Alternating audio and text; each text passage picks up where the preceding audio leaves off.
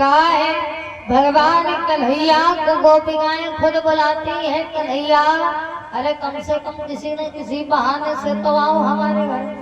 भगवान ने कभी किसी के घर चोरी नहीं की है। कहने का भाव है मेरे भैया, त्रेता की लीलाएं जुड़ी है द्वापर से। भगवान कन्हैया ने द्वापर में जितनी भी लीलाएं की हैं वो त्रेता युग से जुड़ी हैं। यानी जब भगवान राम का अवतार हुआ उस लीलाओं से जुड़ी हैं। कहा गया है त्रेता में भगवान मर्यादा पुरुषोत्तम थे, यानी मर्यादा के बाहर कोई कार्य कर नहीं सकते थे। तो जिस समय भगवान कन्हैया श्री रामचंद्र जनकपुर में पहुंचे तो अनेक स्त्रियों के मन में भाव आया। कोई अपने पुत्र के रूप में देख रहा है, कोई अपने पति के रूप में देख रहा है, कोई अपने पिता के रूप में देख रहा है भगवान को। तो कहा गया स्वामी जी ने लिखा है तनिक ऊंच करो, बहुत झालेम करे हो, बहुत झालेम है, ऊंच करो तनिक तो जाना दे हो तो वो फंसती है, शब्द फंसे रहे। नहीं कोई बोले सच्चिदानंद भगवान की जय। कहा गया है स्वामी जी ने लिखा है कि जाकी रही भावना जैसी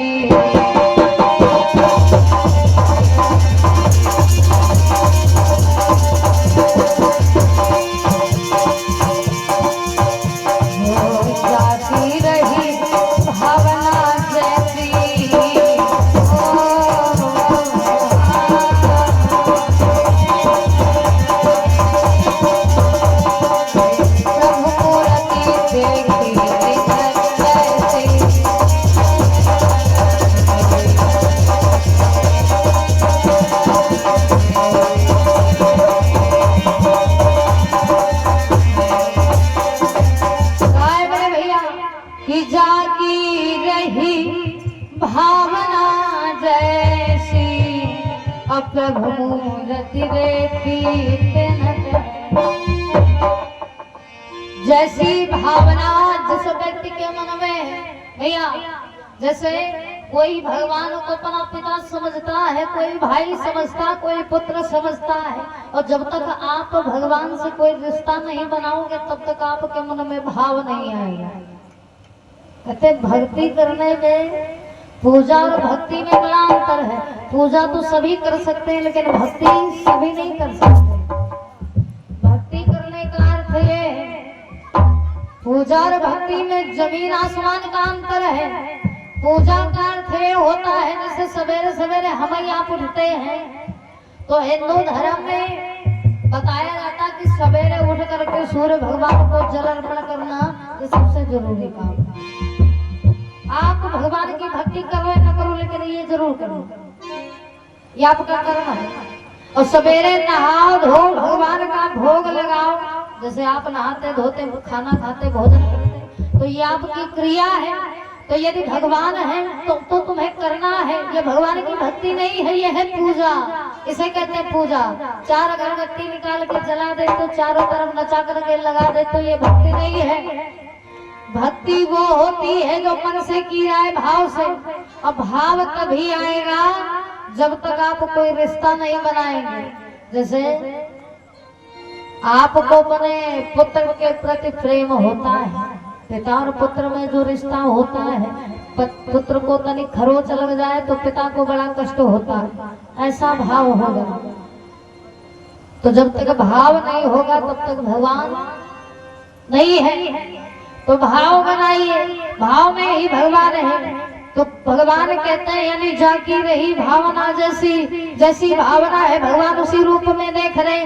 रावण ने भगवान से दुश्मनी करी क्योंकि रावण को पता था कि अब यदि हम भगवान की पूजा करेंगे तब भी कल्याण होने वाला नहीं, क्योंकि इतने पाप कर चुका है। तो दुश्मनी करने में ही फायदा है। उसने दुश्मनी करी फिर भी उसका उद्धार हुआ भगवान के स्वयं हाथों से। कंस ने भगवान से दोस्ती नहीं की, दुश्मनी की, फिर भी उद्धार हुआ।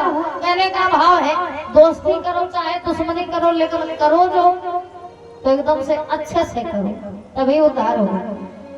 तो भैया भगवान जो है गोपिकाओं का भाव समझते हैं, क्योंकि ये पुरानी भावना है, अगले युग की भावना रह गई थी, उसी भावना को भगवान पूरा कर रहे हैं। और गोपिकाओं की भावना है कि कन्हैया एक बार हमारे घर में आए, और हमारे घर में आवे किसी न किसी बहाने से कम माखन खाने के ही बहाने आवे।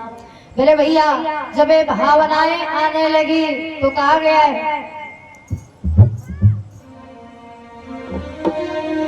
इधर धीरे धीरे समय बीतने लगा, और जब धीरे धीरे समय बीता, एक दिन छोटे छोटे ग्वाल बाल जो है नंद बाबा के दरवाजे पर पहुंचे, कहने लगे मैया मैया रसोई में कुछ कार्य कर रही थी, मैया बाहर निकल करके आई।